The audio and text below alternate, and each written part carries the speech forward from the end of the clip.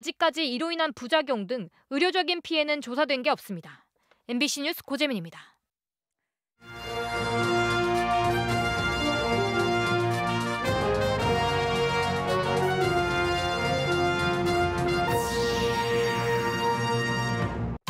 쌀 재고가 넘쳐나는 가운데 올해 벼 수확이 시작됐습니다. 다른 물가는 고공행진인데 쌀값만 20% 떨어져 농민들이 울상입니다. 각종 축제 정상화에 발맞춰 청주 야행도 3년 만에 원래 모습으로 돌아왔습니다. 내일 밤부터 펼쳐질 청주 야행을 미리 다녀왔습니다. 지난주 하루 6천 명을 넘겼던 코로나19 재확산 속도가 주춤합니다. 신규 확진자 3천 명 선을 유지하고 있습니다.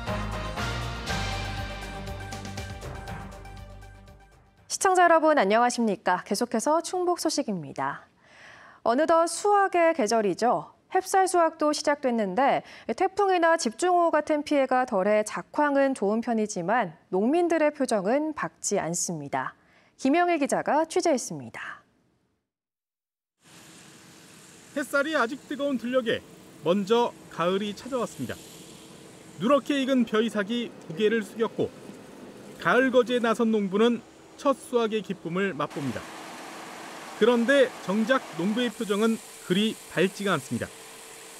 인건비는 물론 각종 농자재 가격이 줄줄이 올랐지만 쌀값은 갈수록 떨어지고 있기 때문입니다.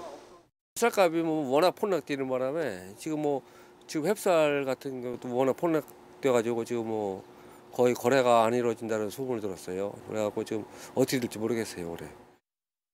현재 쌀값은 20kg 기준으로 평균 47,000원 선. 지난해 같은 시기보다 20% 넘게 떨어졌습니다. 쌀값 하락에 미국 처리장도 비상입니다. 건조기와 보관 창고 같은 저장 시설마다 가득 찬 재고 쌀이 줄지 않고 있는 겁니다. 보통 수확기 무렵이면 쌀 재고가 없어야 정상이지만 지금은 미국 처리장과 도전 공장마다 쌀 재고가 이렇게 넘쳐나고 있습니다. 본격적인 수확철을 앞두고 당장 보관료와 도정비 등을 계산하면 적자폭은 갈수록 커지는 상황. 결국 20kg 한 포대당 10,000원 가까운 적자까지 감소하며 팔고 있습니다.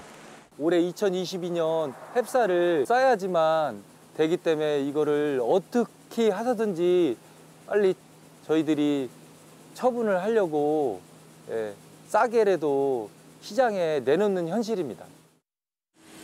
농촌 들녘에는 어느새 가을이 성큼 다가오고 있지만 농민들은 수확의 기쁨보다 쌀값 걱정이 더 앞서고 있습니다. MBC 뉴스 김영일입니다. 충북도 내 코로나19 신규 확진자 수가 감소세를 이어가고 있습니다.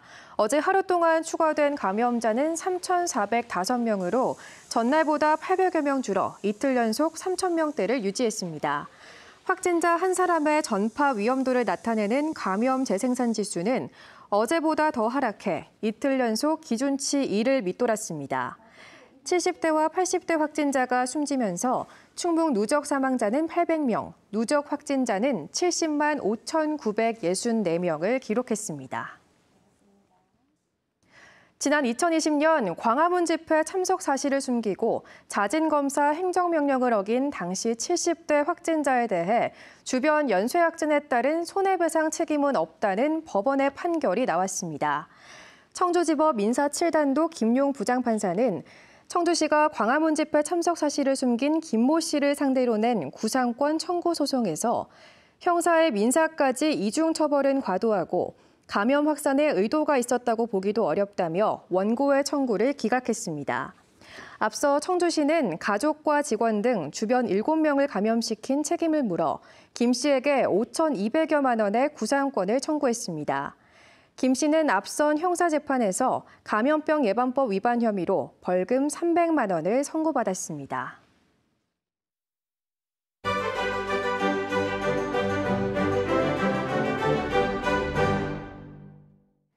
선선해진 밤, 청주 도심을 걸으며 지역의 문화유산을 만나보는 문화재 야행이 내일부터 열립니다. 사회적 거리두기가 완화되면서 3년 만에 완전체로 돌아오게 됐는데요. 오늘 문화일단은 내일 밤 펼쳐질 청주 야행 풍경을 하루 먼저 전해드립니다. 김은초 기자입니다. 깜깜한 공원이 한순간에 작은 불빛들로 가득 찹니다. 용두사지 철당간 주변에는 새파란 바다가 펼쳐집니다. 등불을 따라 골목길을 걷다 보면 곳곳에 숨은 지역의 문화유산이 나타납니다. 예전보다 더 화려해지고 조명도 되게 많은 것 같아서 친구들이랑 또 다시 오고 싶어요. 어르신들도 보기에 좋을 것 같고 사진 찍기 되게 좋은 것 같아요.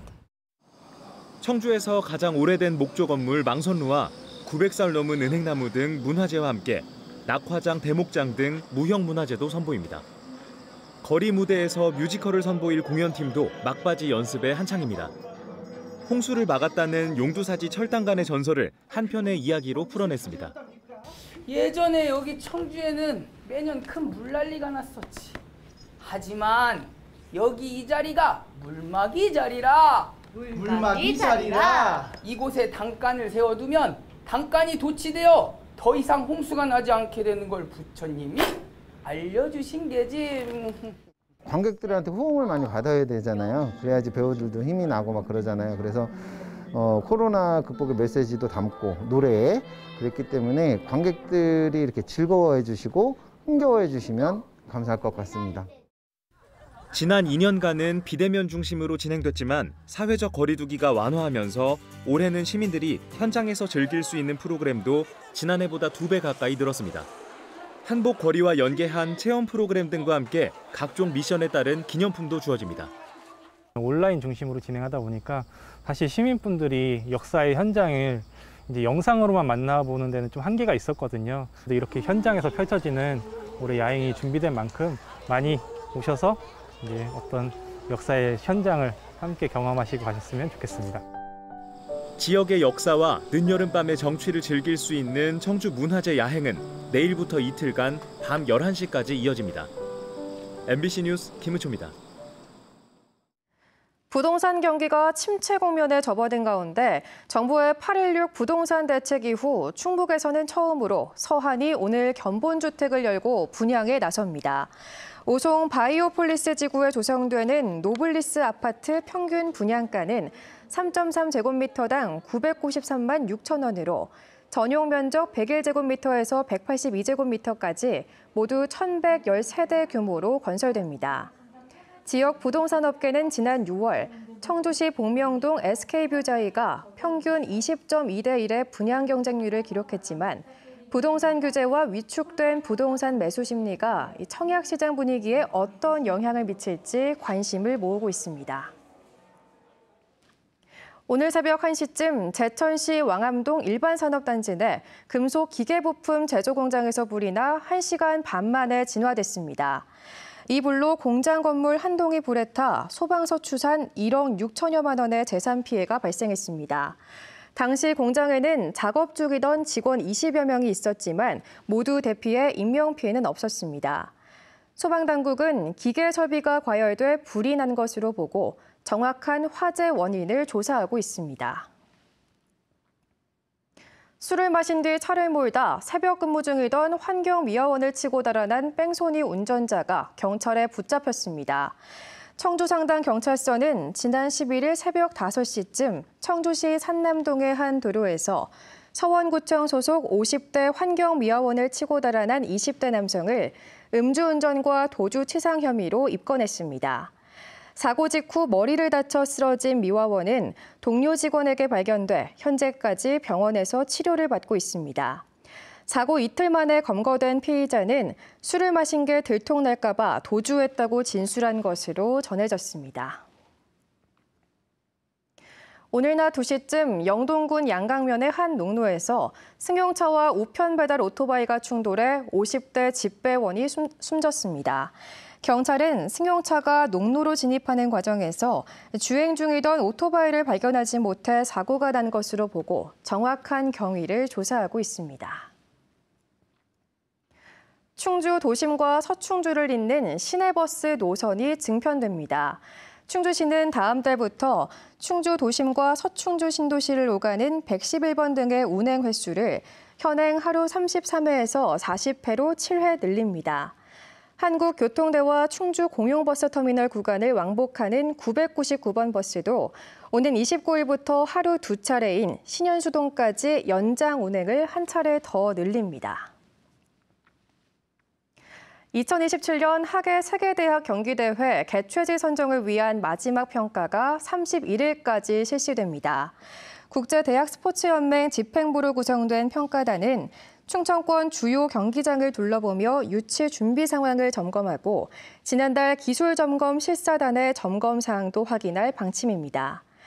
2027년 하계 세계대학 경기대회 개최 도시는 오는 11월 12일 벨기에 브뤼셀에서 열리는 집행위원회에서 결정됩니다. 충북 소식 마칩니다. 시청해주신 여러분 고맙습니다. 지난 시즌보다 출전 시간도 확연히